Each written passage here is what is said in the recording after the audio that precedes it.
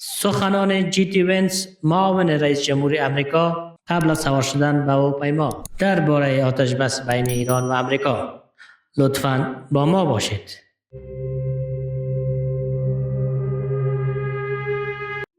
سلام، به باور نیوز خوش آمدید.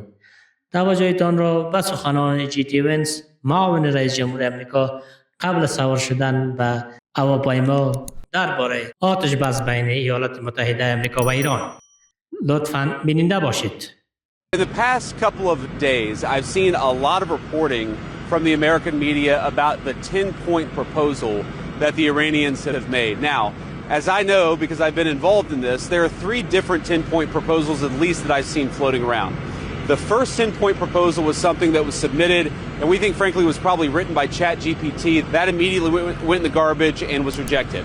There was a second 10-point proposal that was much more reasonable, that was based on some back and forth between us, between the Pakistanis and between the Iranians. That is the 10-point proposal that the president was referencing in his truth yesterday.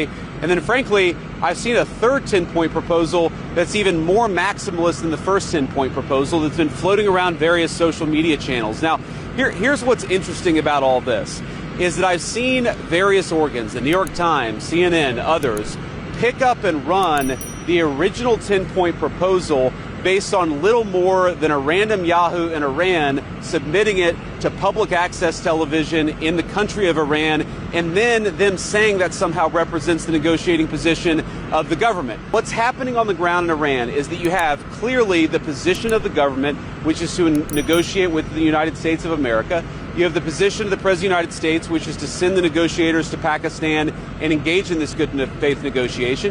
And then, yes, you have some crazy people at the fringes of the Iranian system who are leaking anonymously, either for propaganda purposes or because they're embarrassed or because they don't like what happened.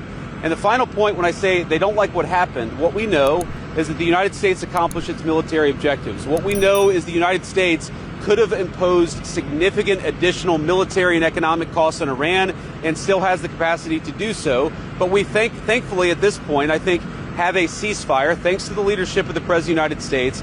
We have the Iranians promising to open the Straits of Hormuz, and we have a negotiation that's supposed to start this weekend.